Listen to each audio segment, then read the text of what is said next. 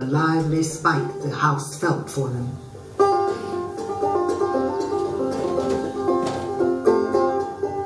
There's my house. That's where I was born, up there in the attic.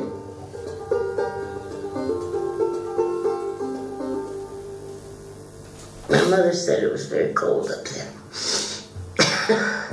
We had a terrace. You call that a terrace? That's a porch. Only hookers were born in hospitals in those days. Really? Married women had their babies at home.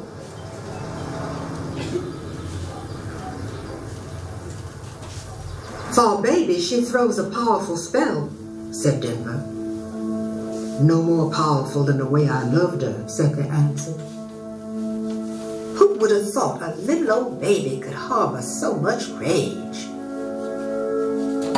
We could move, Second suggested once. What'd be the point? Not a house in the country ain't packed to its rafters with some dead Negro's grief. We're lucky this ghost is a baby. This is me in the first grade with a dress my grandmother made. It was red, and I had this bow in my hair that is braided so tight you can barely close your eyes. That little girl is now often called America's national writer, their first lady of literature. She's now an honored citizen of her hometown. Who is Toni Morrison? Zoe? It says here that Toni was the first African American and the 8th woman to win the Nobel Prize. I think that's cool because she must have inspired a lot of African American people. What would you thank her for? I would thank her for writing these books because so we know how people feel back then. She shows what African Americans had to go through. Now I can have friends that are different races like Julian because he's my best friend. Discrimination is still going on till today because some people hate the president that we have because of his race. Toni Morrison has reimagined her own past, and with it, that of Black America, especially of Black women. I always felt like a partial American or as kind of a fraudulent American. And finally not American at all, just I felt like a Black person. The way this Nobel Prize was given to me, I felt American, probably for the first time. Toni Morrison får årets Nobelpris i litteratur.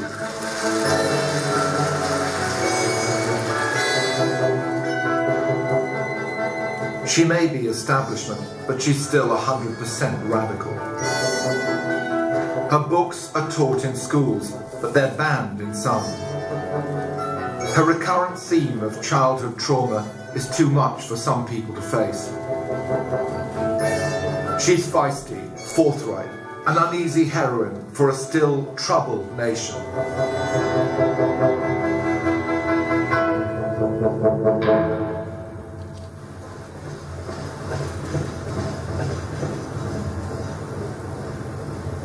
Nowadays, Toni Morrison lives in an apartment high up in downtown Manhattan.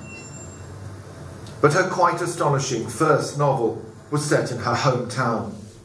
It's about a Black girl who longed to have blue eyes. When The Bluest Eye first came out, the reaction to it was pretty negative by a lot of the Black community, wasn't it? Well, the Black community didn't like it because it was incest. My sister banned it. You talk about banned books. She said she wouldn't let her children read it until they were 18. And they didn't sell any copies of it. It was very low. And I got $3,000, which I spent taking my mother and my father and my children to Aruba. We had a hell of a time. It was fantastic. For people who never, my mother came home, she was talking about, do you know they wash out your tub. And do you know, they turn your bed down. Culturel de l'ambassade des États-Unis en remplacement de Madame Nadia Ahmed, que vous connaissiez. Il y a le professeur Louis Mendy, qui est spécialiste des lettres américaines, littérature américaine, au département d'anglais. Il y a Madame Mariam Wanli, qui, au-delà d'être la directrice de l'animation culturelle au niveau de la faculté et au niveau de l'université Cheikh Anta Diop du rectorat, est aussi professeur de lettres américaines, particulièrement spécialiste de Toni Morrison. Donc je vous remercie d'être venus. Je rappelle à ceux qui sont venus un peu tard que, bon, il se trouve aussi qu'une autre géante de la littérature africaine-américaine, qui s'appelle Pauline Marshall, vient de décéder. Or, elle a écrit un roman fantastique qui s'appelle Praise Song for the Widow. Alors, quand vous dites Praise Song, vous pensez à dire, pour être africain-américain, pour camper l'identité africaine-américaine, le souvenir, le passé, que l'on doit réactualiser tout le temps, est extrêmement important. C'est pour ça que moi, pour ce documentaire, je dirais aussi, ça aurait pu être Toni Morrison ou l'Odyssée du peuple africain-américain. Elle-même, elle en est l'incarnation. Elle est née dans l'Ohio, mais de parents qui viennent du Sud. Sa maman passe tout son temps à lui rappeler le Sud. Or, du Sud au Nord, c'est les phénomènes historiques des migrations. Migration North. On vous libère en tant qu'esclave, mais vous n'avez pas 20 acres and a mule, vous n'avez pas de terre. Vous, esclaves, tout ce que vous pouviez faire, c'est cultiver. Le maître vous récupère et vous fait travailler comme un esclave, même si légalement vous n'êtes plus esclave. Vous n'avez aucune possibilité de vous refaire une vie. Vous allez vers le nord et il y a eu 3 vagues comme ça, éternisées d'ailleurs par le grand dramaturge qui s'appelle August Wilson.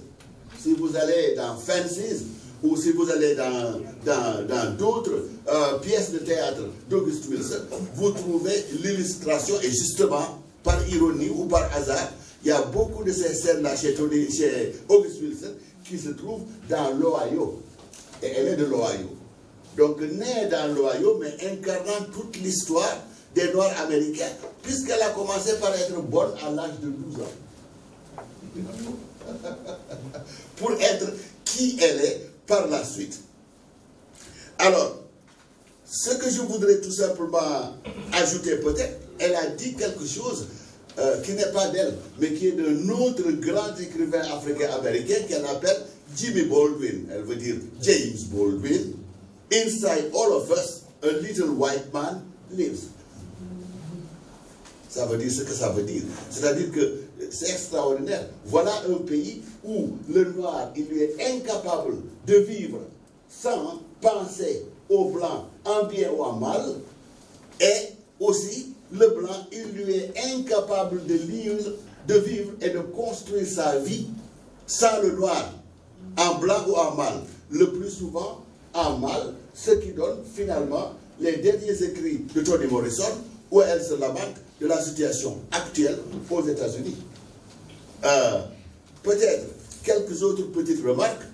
Bon, elle a parlé de Strange Fruit. Alors là aussi, ça c'est un film qu'on a montré ici. Et Billie Holiday a chanté ça. Mais Strange Fruit, ça fait partie aussi de la, si vous voulez, de l'histoire des Africains américains. Parce qu'un arbre et un arbre fruitier doivent vous donner des fruits. Si vous allez là, vous allez voir des manguiers qui sont pleins de fruits. Comment se fait-il que vous allez trouver des arbres qui sont pleins de fruits humains? Parce qu'on les a lynchés et on les accroche aux branches des arbres. Et ça fait partie de cette histoire. Cette histoire aussi est rappelée parce que si vous voyez l'urbanisme, la maison où est née Toni Morrison, elle rappelle les maisons dans le sud. Vous avez d'abord ce qu'on appelle en Louisiane the porch of a galley, the gallery.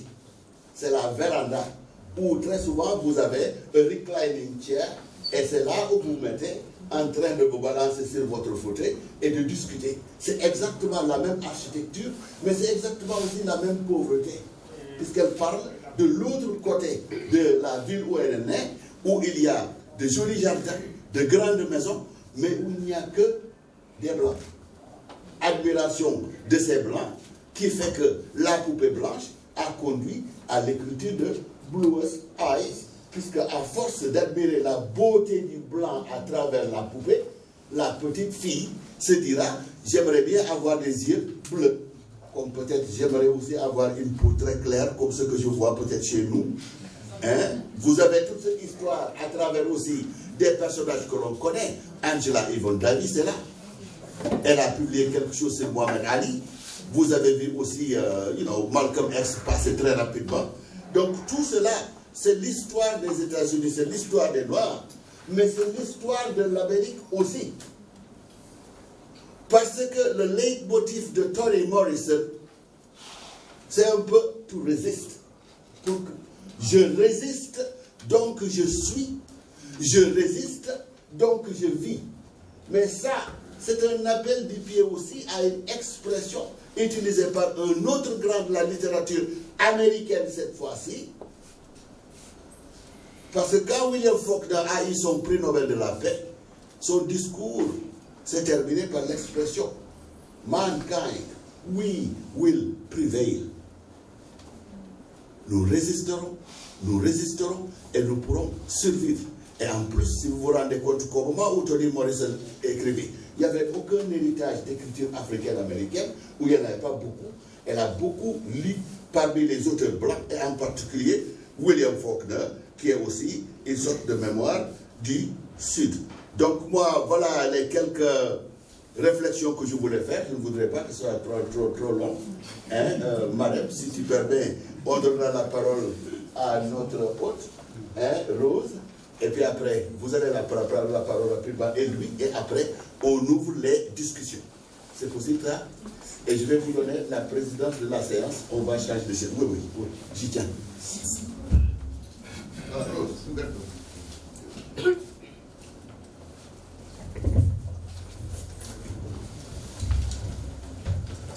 Assalamu alaikum.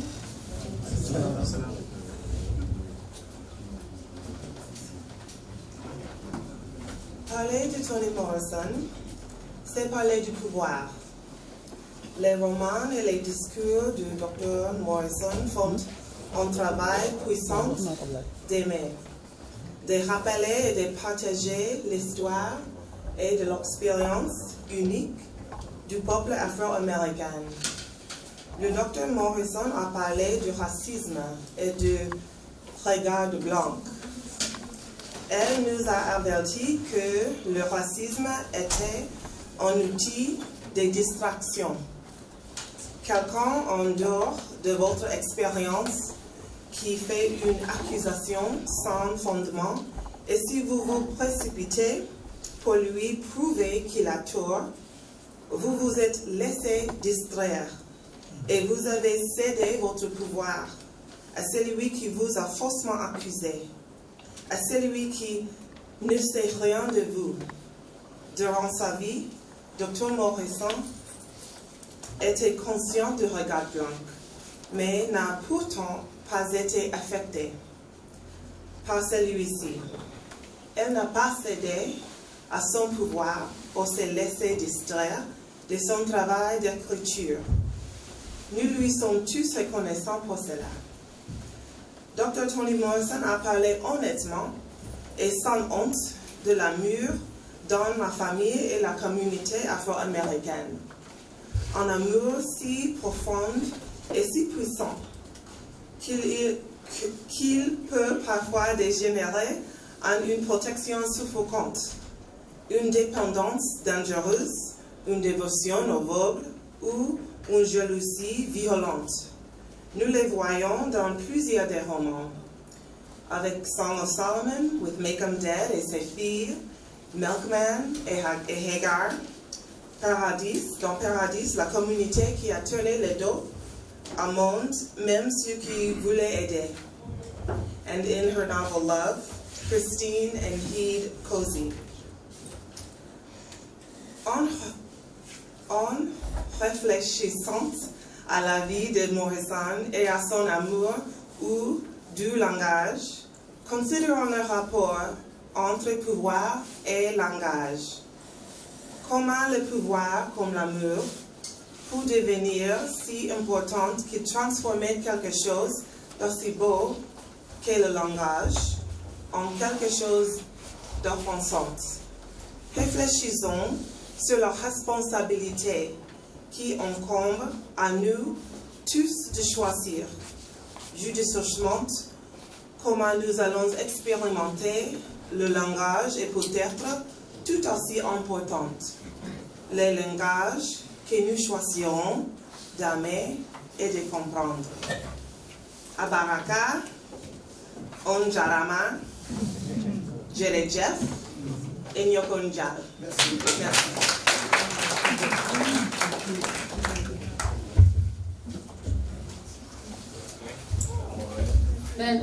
Merci beaucoup, Madame Curtis, de votre contribution sur le langage et l'aspect du pouvoir dans l'écriture de Toni Morrison.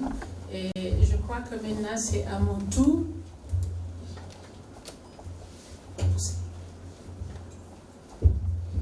Voilà. Je crois maintenant, c'est à mon tour de décliner ma vision de la production romanesque de Toni Morrison. D'abord, je suis particulièrement heureuse d'être ici au WAC, qui est devenu le rendez-vous des intellectuels et des universitaires. Merci beaucoup, professeur Sen, de m'avoir invité. Je suis doublement honorée parce que toutes mes deux thèses tournent autour de la production romanesque de Toni Morrison. Maintenant, ce qui est important, c'est de pouvoir peut-être essayer de placer l'œuvre romanesque de Toni Morrison. Essayer de parler, de classer l'œuvre de Toni Morrison dans un cadre plus global. Selon certains historiens, ils ont dit que la date la plus importante dans le monde, c'est la découverte de l'Amérique, en 1492. Et cette date, il paraît, a complètement reparamétré le monde. Mais ce qu'on doit dire aussi, c'est qu'au XVIIe siècle, la venue des esclaves en Amérique a profondément changé la société américaine. Et à partir de la venue des esclaves, tous les écrivains américains, les slave narratives, on va aller après les écrivains de Harlem Renaissance, tous se sont concentrés sur la nécessité de raconter, de restituer et de dénoncer. Et Toni Morrison s'inscrit aussi dans ce sillage de dénonciation, de restitution d'une histoire. Et ce qui est intéressant, c'est que Toni Morrison met de côté tout ce qui est document officiel pour avoir vraiment une histoire qui s'inspire de l'expérience africaine-américaine. Et Toni Morrison, avec une voix toute particulière, à partir de récits, va parler d'une définition, d'une citation qui est très importante. Toni Morrison a une citation qui m'a vraiment marquée, c'est celle qui dit « Definitions belong to definers, not to the defined ». Et ça, c'est pour ceux qui ne parlent pas anglais, mais je ne crois pas, la définition appartient à ceux qui définissent, mais pas à ceux qui sont définis. Et ce qui pose alors le problème de self-definition dans la définition, dans la production romanesque de Toni Morrison. Pour Toni Morrison, se définir soi-même est extrêmement important. Se définir soi-même fait partie d'une quête identitaire. Comment laisser l'autre, l'euro-américain, nous définir nous-mêmes, nous donner une définition dans des paramètres qui nous sont étrangers. Donc toute l'œuvre de Toni Morrison, en fait, rentre dans le cadre de ce self-definition, se revoir dans son propre miroir, se revoir selon les termes de notre propre histoire. Une histoire qui est racontée d'après le point de vue de l'autre, de l'Africain américain, et non point à partir du regard du blanc, the white gaze, no more the white gaze. Une histoire que le noir raconte lui-même, et une histoire que Toni Morrison dit, si vous voulez écrire un livre et que vous ne voyez pas ce livre, écrivez-le vous-même. Et alors elle a donné, elle, sa perspective, son point de vue de l'histoire africaine-américaine. Et donc nous voyons comment elle utilise toute l'historiographie de l'Amérique pour nous parler d'une expérience tragique américaine. Comment se reconstruire en terre étrangère hostile? Comment se redéfinir soi-même dans des paramètres qui ne nous appartiennent pas? Et on retrouve aussi dans The Bruised Eye, comment redéfinir les canons de beauté alors que l'autre, le blanc, dit qu'un ugly. Et cette histoire est racontée non du point de vue historique, c'est ce qui fait le charme de Toni Morrison. On a ici le point de vue d'une petite fille, un ugly black woman. Et c'est ça, cette petite perspective, en fait, très psychologique, très sensible, plein de tact de Toni Morrison, je crois qu'il fait son charme. Dans Beloved, on aurait pu parler de l'histoire du point de vue, je ne sais pas, peut-être officiel, mais vraiment détaché. Mais dans Beloved, nous avons l'histoire qui nous est racontée d'un point de vue d'une femme qui est esclave. Et on voit comment cette expérience d'être femme, d'être mère et d'être esclave pose des problèmes qui sont vraiment une problématique qui est vraiment humainement tragique. Comment vous pouvez être une mère? Vous êtes esclave et vous dites que j'ai un enfant. Une esclave ne peut pas avoir d'enfant. Une femme qui ne s'appartient soi-même ne peut pas avoir d'enfant. Et vous voyez comment cette perspective qu'elle a, que l'histoire qui nous est racontée, cette expérience maternelle nous est racontée du point de vue ou de la perspective d'une femme qui est esclave. À mon avis, c'est ça qui fait tout le charme de Toni Morrison. Ces points de vue vraiment humains, psychologiques, cette dimension humaine qu'elle donne à cette expérience communautaire. À mon avis, c'est un charme qu'elle a. Et vraiment, Toni Morrison va nous manquer, sincèrement. Moi, j'ai eu l'impression que j'ai perdu quelqu'un que je connaissais profondément, à force de voir...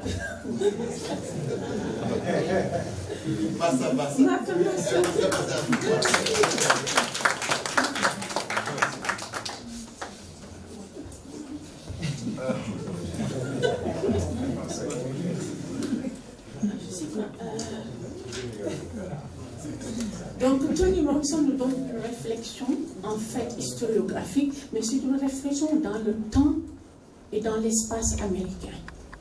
Comment le noir peut-il se redéfinir dans cet espace? Comment le noir peut raconter cette histoire dans cet espace qui est vraiment hostile, qui est vraiment négatif? Et je crois qu'à mon avis, c'est ça tout le charme de Toni Morrison, cette dimension humaine qu'elle a, cette dimension universaliste. Elle-même qui dit qu'elle n'est pas féministe. Toni Morrison n'est pas féministe du tout. Elle nous donne vraiment ce regard vraiment humain sur la condition humaine. Pour ne pas trop tarder, I'm sorry, j'aurais pu parler des heures et des heures, mais il faut respecter le timing. Je vais donner la parole à mon collègue, à mon frère, professeur Louis Mendy. Merci.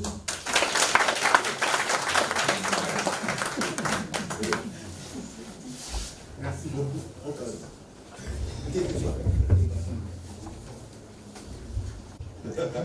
Je pense qu'il est très difficile de parler après la spécialiste.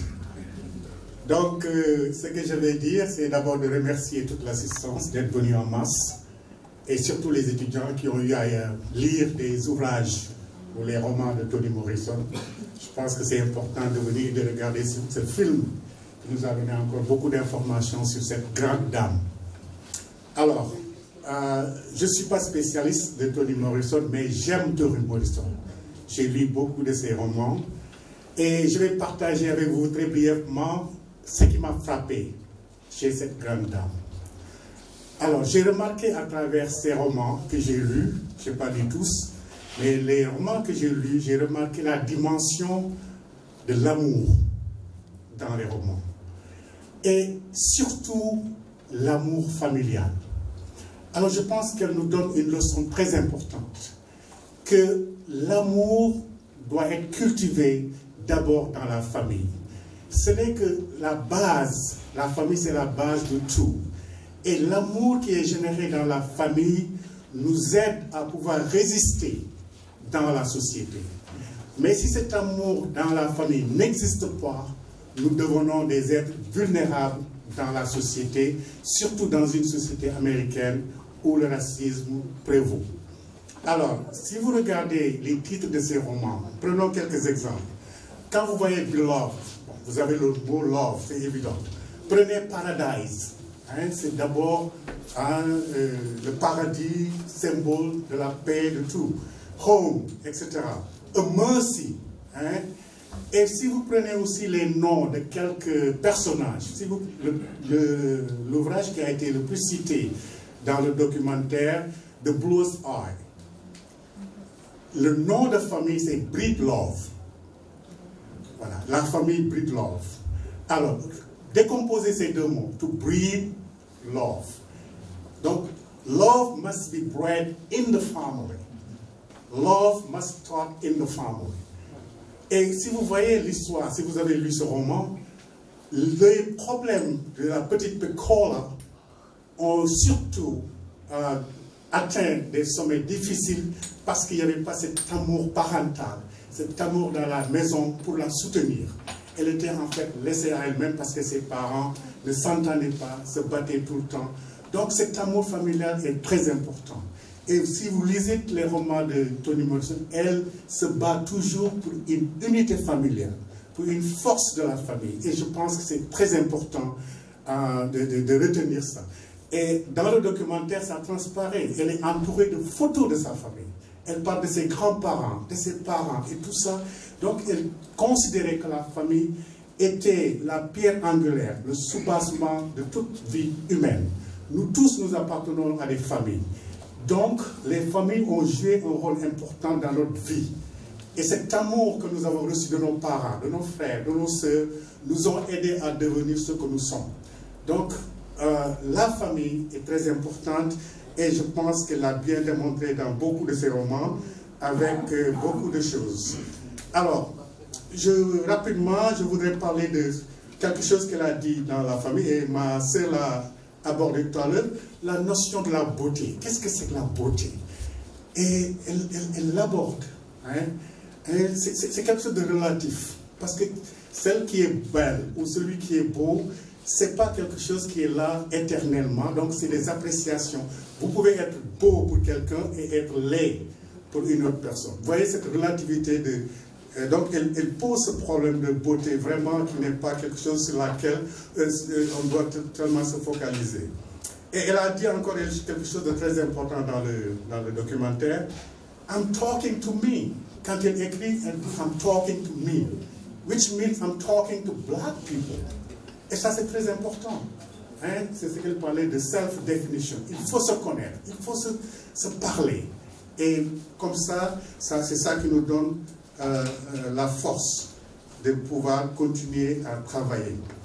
Et pour terminer, elle a dit quelque chose aussi vers la fin que j'ai beaucoup aimé.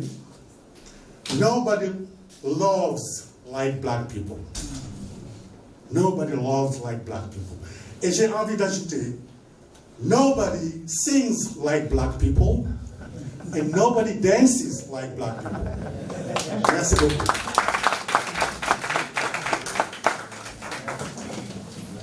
Quelqu'un l'a dit tout à l'heure, de Harlem Renaissance avec Alan Locke jusqu'à tout ce mouvement-là, dont on voit très bien les traces quand on va à Washington, à partir de Howard University jusqu'à U Street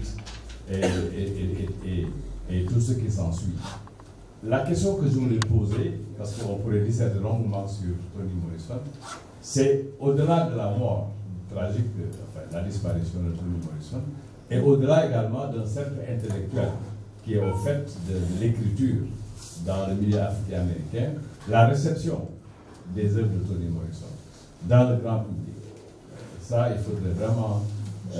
j'aimerais avoir une réponse là-dessus parce que non seulement elle cite dans le documentaire, mais également dans certains de ses ouvrages, des figures marquantes, hein, comme Angela Davis, comme Mohamed Ali, comme Malcolm X. C'est-à-dire qu'elle s'inscrit dans une tradition de lutte révolutionnaire pour les droits civiques, mais à l'envers, c'est-à-dire dans un autre décor qui peut parler davantage à des Africains-Américains qui ne se sont pas impliqués concrètement dans la lutte pour les droits civiques. Je veux dire que pour qui connaît l'histoire de la lutte pour les droits civiques, je me rappelle d'un très très très beau livre de Caius Mansour. Chaque fois que je parle de ce livre, j'oublie le nom de l'auteur, mais qui parle un petit peu de cette façon, à l'intérieur de la communauté africaine-américaine, de s'approprier la lutte, mais par un autre biais que la lutte violente, que celle des Black Panthers, etc. mais une réflexion interne pour dire comment allons-nous éduquer nos enfants, pour leur donner une identité, pour leur permettre d'être des Africains américains, mais en même temps d'être des Américains aussi. Je m'excuse d'avoir été un peu long, mais c'était un commentaire et une question sur la réception. Merci. Merci beaucoup, professeur. Merci. Je sais pas, juste un petit commentaire. Toni Morrison avait dit que la vie de l'auteur est un matériau qui peut être très intéressant pour l'écriture. Mais elle avait dit qu'elle n'est pas portée que de l'autobiographie. Donc on voit comment elle passe, elle règne le jeu pour aller vers le nous qui est communautaire, le nous qui est non seulement communautaire, mais elle dit qu'elle est portée vers le monde, elle est portée vers l'extérieur. Donc vers sa communauté d'abord et vers le monde, d'où vraiment cette perspective universaliste qu'elle a. Et quand je parlais de tout... Ils ont été en permanence en colère, d'autant plus que Richard Wright était un communiste. Donc il jugeait en même temps la société capitaliste. Que Toni Morrison comprenne que mon préféré Ernest Gaines comprenne, parce que chez Ernest Gaines, il y a la possibilité de voir des blancs qui sont bien. Et on ne voyait pas ça chez Richard Wright. Donc ils ont dû avoir une divergence ailleurs et sur autre chose, mais ce n'est pas sur le traitement de la quantité ou l'entité blanche. Alors, Babali Khan, je vais vous poser une question très simple. Babali Khan, dans votre vie de tous les jours, combien de fois voyez-vous un blanc? Babali Khan, dans la vie de tous les jours, est-ce que vous vous posez la question, je n'ai aucun village où je pourrais aller pour rendre hommage à mes ancêtres ou même pour prier là-bas? Babali Khan, est-ce que vous vous posez la question, je sors, je vais dans la rue, mais il faut que je fasse attention. Si je n'ai pas mes papiers, on risque de m'amener en prison. Est-ce que vous vous posez la question, je sors, mais si jamais je traverse ce quartier-là, qui est un quartier résidentiel huppé à 100% blanc, si je passe là-bas à l'heure du timis, I'm going to be shot down. Est-ce que vous avez fait l'expérience, moi en tant que Sénégalais, dans le Wisconsin, avec un de mes anciens étudiants, on allait à Buloy, on a traversé le Wisconsin, c'était de petits villages avec des champs de maïs à n'en plus finir. Il m'a donné la peur de ma vie ce jour-là. Il m'a dit, prof, il faut qu'on fasse tout très rapidement pour sortir de ces petits villages blancs, parce que si jamais ils nous voient à la tombée de la nuit, they are going to shoot us down. Il n'a rien inventé, Jean-Pierre Biagui. Il a dit la vérité, parce que dans le fin fond du Wisconsin, c'est des rednecks, c'est eux qui ont voté pour Donald Trump. Je m'excuse, Madame Rose, je ne vais pas parler de ces choses-là, vous êtes de l'ambassade. Mais voilà des choses que vous vivez quand vous allez là-bas. Et voilà des choses que les Noirs américains vivent tous les jours. C'est pour ça que moi j'ai l'habitude de dire à mes étudiants, quand ils ne comprennent pas certaines situations des Noirs américains, telles qu'illustrées dans les romans, je leur dis, il ne faut pas vous hâter de faire des jugements de valeur. Comparez votre confort à leur manque de confort. C'est ce qu'il dit. Il dit, nous noirs, c'est ce qu'elle dit, Toni Morrison. Et ce n'est pas elle qui l'a dit, c'est James Baldwin. Nous avons tous les jours, toutes les nuits, à tout instant, un petit blanc en nous. Parce qu'il y a la psychose, il y a la hantise, il y a la persécution, il y a tout ce truc psychologique qui est construit sur la base des mauvaises relations et des relations d'oppression qui viennent du blanc. Alors quand vous avez ça, évidemment, bon, vous ne pouvez pas être comme un Sénégalais qui n'a jamais vu un blanc. Voilà, s'il est opprimé par un autre noir et pas par un blanc. Non, non, il faut qu'on donne la parole à d'autres personnes. Voilà, j'ai fini. Moi, j'ai jamais dit que... Non, moi, je n'ai même pas posé de questions. J'ai seulement apporté... J'ai répondu à ça. Voilà. Ah non, non, vous m'avez cité énormément. Comme si j'avais dit que je n'avais pas à se faire. C'est pas grave. On reparlera. Je vous invite à mon bureau, on reparlera. Voilà. Louis, vous êtes là.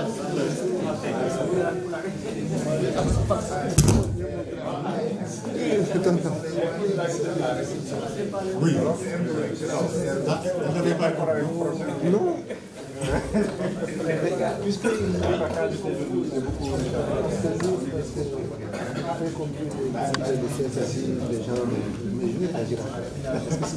Voilà, j'ai une question, après je vais revenir vers le collègue.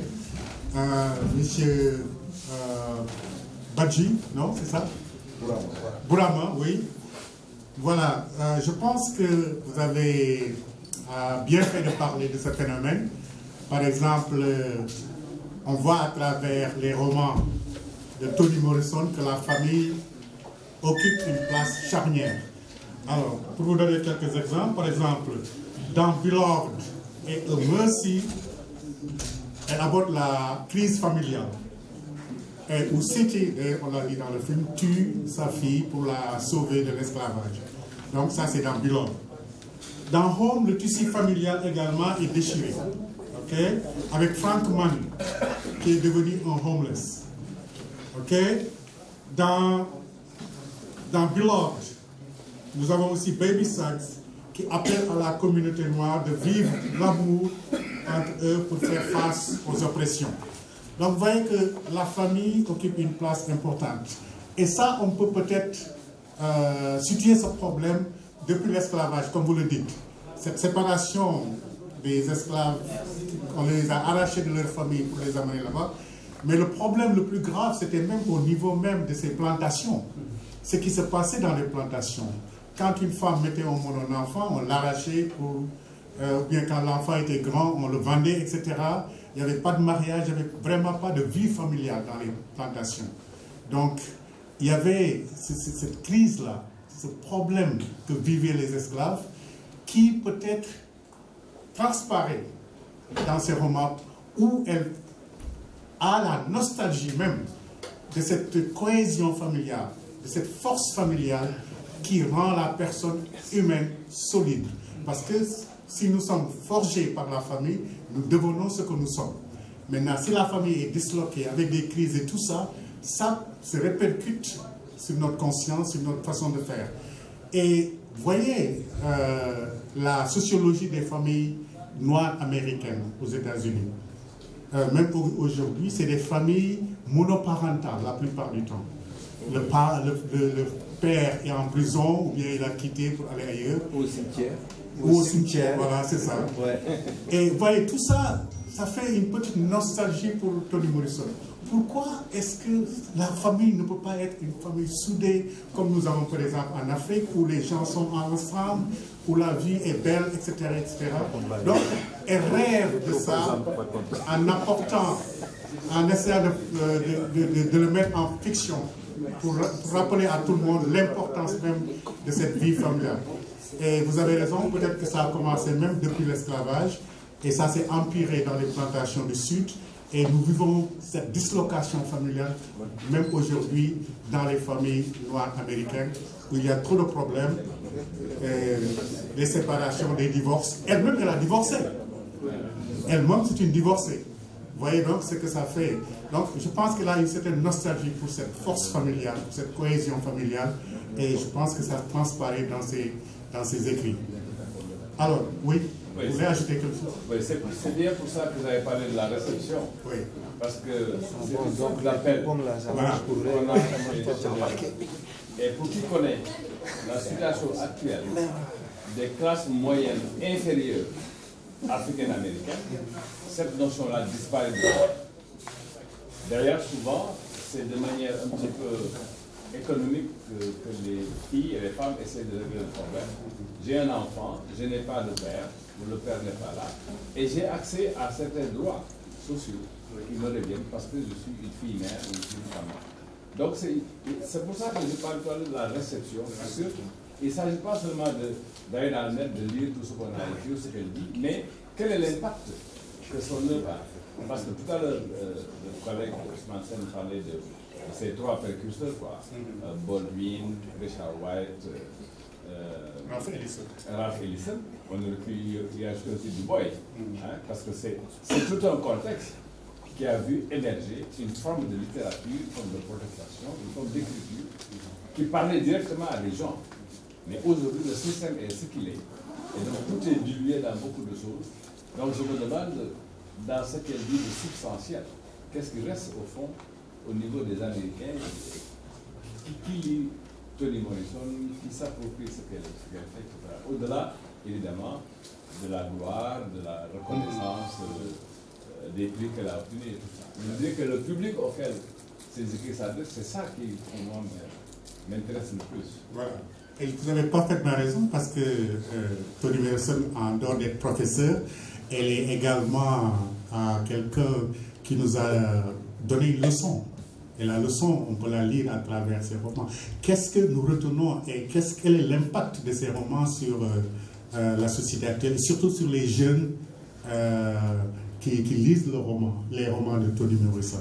Je pense que, bon, à la place des Africains américains, j'aurais mis l'accent surtout sur l'importance de se considérer, de se voir en tant qu'être humain et de ne pas se définir par rapport à l'autre. Quand James Baldwin dit « There is a little white in all of us », ça c'est peut-être lié à l'esclavage et à tout ça, mais maintenant, le noir, tel que le dit Toni Morrison, doit se définir, doit montrer une certaine force, une certaine fierté de soi et essayer de vivre selon la situation dans laquelle il se trouve et essayer de se battre, de résister et de ne pas toujours regarder de l'autre côté pour se comparer à l'autre ou bien pour essayer de singer l'autre et montrer sa dignité en tant que noir et montrer aussi que cette personne a une valeur et a de la force à faire valoir dans la société américaine.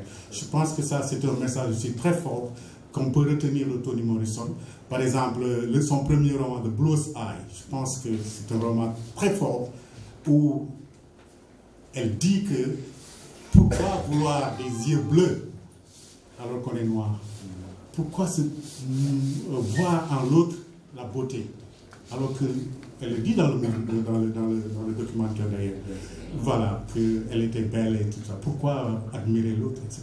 Donc, considérons, les Noirs américains doivent se considérer comme des Américains, c'est vrai, mais être fiers de ce qu'ils sont et se battre comme ils sont et non pas toujours essayer de voir de l'autre côté et de se comparer aux autres. Je pense que ça, c'est une leçon, cette réception, je pense que doit être bien comprise par la majorité des jeunes et surtout des intellectuels. Voilà, la parole à la spécialiste maintenant. Merci, professeur Cassé. En parlant de la réception des œuvres de Toni Morrison, moi, ce que je sais que personnellement, avant de lire Toni Morrison, je me définissais comme sénégalaise et halpulaar. Tout simplement. Mais après que j'ai terminé de lire Toni Morrison, je me suis dit, attendez, ça c'est trop réducteur. Je suis femme.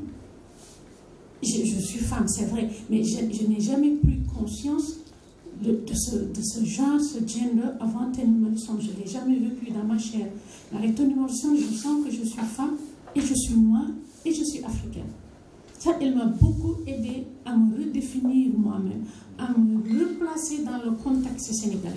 Avant, vous me disiez, vous êtes qui? Sénégalaise, halpulaar, that's it. C'est-à-dire, elle a ouvert mon monde. Un jour, je parlais à ma petite fille, une vraie halpulaar, j'ai dit, toi tu es qui? Elle me dit, moi je suis Oumouli. Je dis, c'est tout. Je dis encore, elle me dit, je suis sénégalaise, comme moi. Alors, elle me dit, je suis polaire. Je dis, c'est tout. Toni Morrison m'a appris à la définir comme moi-même. Je lui dis, ma fille, n'oublie jamais, tu es femme, tu es noire, tu es africaine. Never, never forget it. Et ça, c'est la lecture des œuvres de Toni Morrison qui m'a appris à me redéfinir, à sortir de mon cadre, de mon pays contextuel pour m'ouvrir vers le monde comme elle l'a déjà fait. Ça, moi, je peux le témoigner, elle m'a aidé, elle m'a beaucoup aidé. Maintenant, en parlant de M. Diouf, qui parle de pourquoi dit-on que Toni Morrison est féministe. Il faut faire très attention. C'est pas parce que Toni Morrison met en scène des personnages féminins qu'elle porte un combat féministe. Il y a une très grande différence. Elle utilise le fait d'être femme et noire comme un strapontin, comme un piédestal, c'est plus visible. La femme porte en elle. Comment elle peut parler de l'expérience maternelle? de l'expérience d'être une petite fille, de l'expérience d'être une femme esclave, de l'expérience d'une femme qui a quitté qui a quitté le Sud dans jazz, Violet Twist. Comment parler de cette expérience si elle ne peut pas, si elle ne choisit pas le point de vue d'une femme? La femme est un réceptacle, vraiment, un réceptacle, à mon avis, est un puits inépuisable de thématiques. Il n'y a pas autant de thématiques que quelqu'un peut porter dans le monde qu'une femme. C'est très large. Et vraiment, Toni Morrison, elle-même, elle a dit, ses propres termes, je ne crois pas, je ne souscris pas au patriarcat. Elle l'a dit, mais il ne devrait pas être supplanté par le matriarcat. Elle-même, en ses propres termes, elle n'y croit pas. Elle ne croit pas au patriarcat, elle ne croit pas au matriarcat. Qu'est-ce que ça veut dire? Le nous de Toni Morrison, ce n'est pas un nous féminin. C'est un nous universel. C'est un nous qui comprend la communauté. Et en dehors de communauté, c'est un nous qui porte tout le combat d'une condition humaine. Donc, je crois que j'ai répondu à peu près à votre question. Et on pourra continuer si vous m'envoyez des mails. Merci beaucoup. D'autres remarques? Ah non, non, il demande la parole. Un micro. Oui. Est-ce qu'on va pas donner la chance à ceux qui n'ont pas? Non, c'est parce que j'ai vu qu'il n'y a personne qui est là.